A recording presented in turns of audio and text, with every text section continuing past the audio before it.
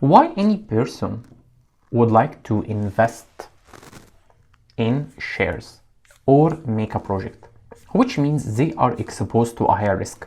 So why any person or any investor would like to be exposed to a higher risk? Simply to get higher expected return. Therefore, any rational investor will take higher risk only to be compensated with a higher expected return. Therefore, there is always a positive relationship between risk and expected return.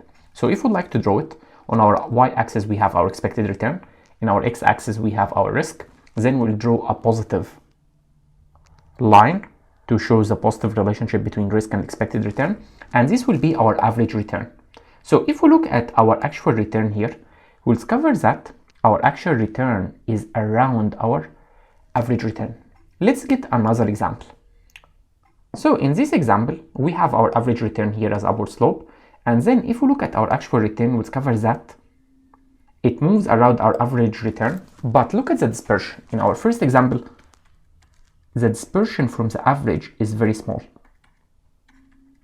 But in the second example, the dispersion is very large.